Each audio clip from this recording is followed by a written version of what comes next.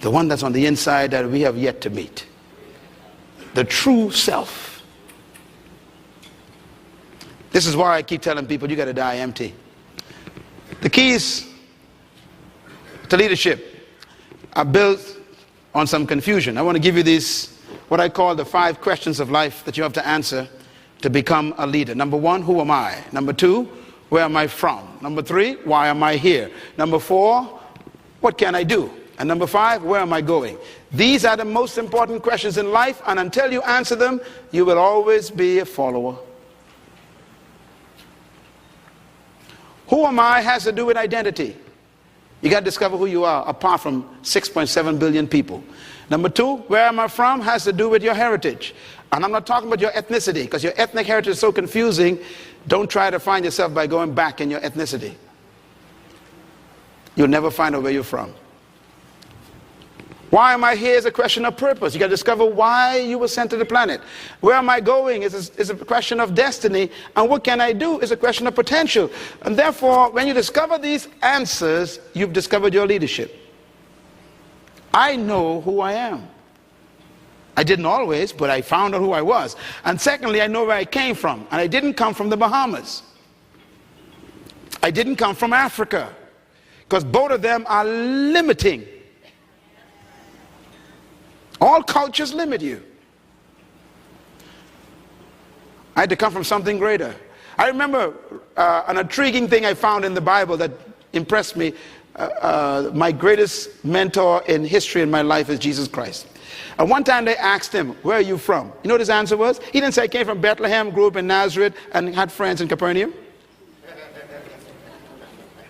Matter of fact, he never said he was a Jew. He never said he was a Jew.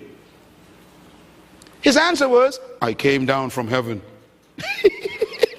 They said, no, we know your mother, she's Mary, and your daddy Joe. He says, no, I came down from heaven. He refused to have his heritage limited to earth. And so am I. Because you can only be where you came from. You can only do where you came from.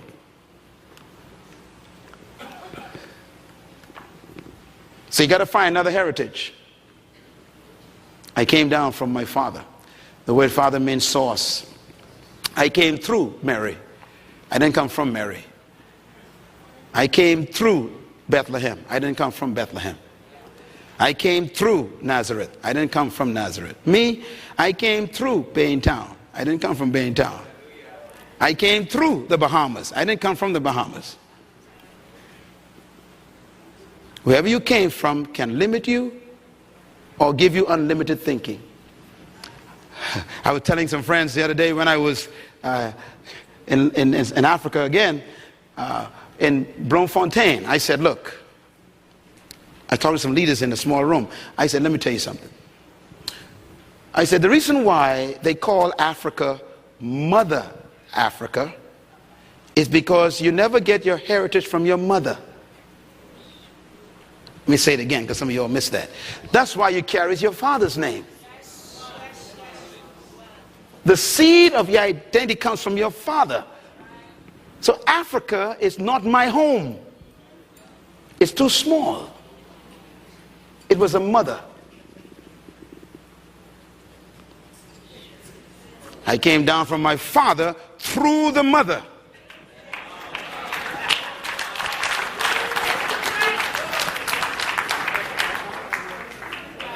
That makes me limitless. I'm just like my daddy. All things are possible with my father.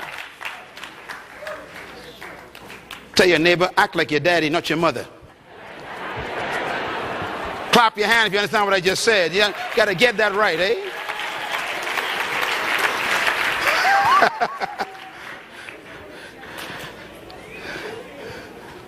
All right, let me wrap this up with some thoughts here. True leadership is not a method nor a technique. True leadership is an attitude. And your attitude comes alive when you become aware of your true nature. Again, that has to do with your source again, where you came from.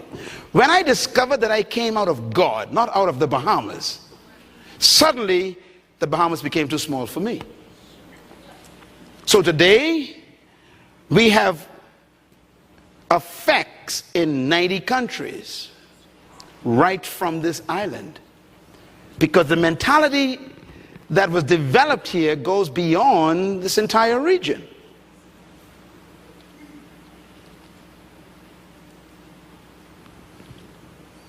Don't let where you came from physically trap you. Don't let your ethnic heritage become your graveyard. Stop being black and white and yellow and stuff. Forget that stuff. That's too limiting. Become like your father. Be a man. He's a spirit being. There's no limit.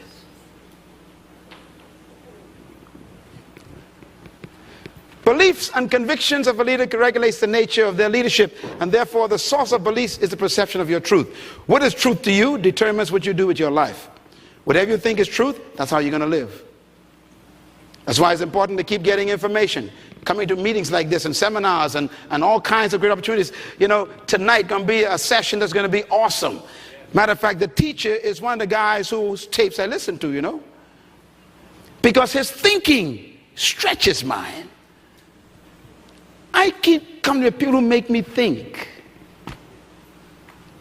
because my belief system should always be open-ended. Everything you know is not all there is to know.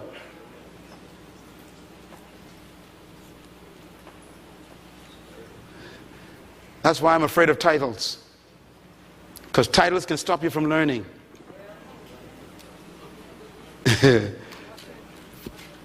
Even promotion can stop you from learning. The minute you give somebody a title like manager, they stop reading.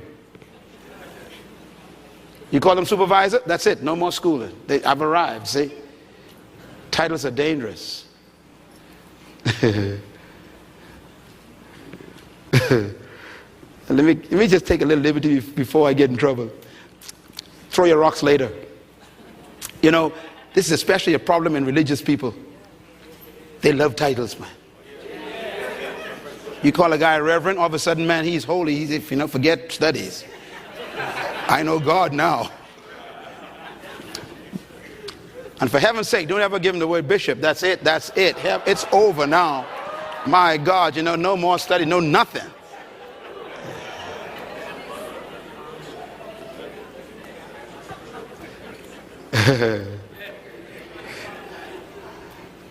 Listen to me. This is just Myles Munroe's suggestion. Take it or leave it. The greater you become, write this down, the less titles you need. I repeat, the greater you become, the less titles you need. In other words, when you are not effective, you need a lot of titles to cover up for it.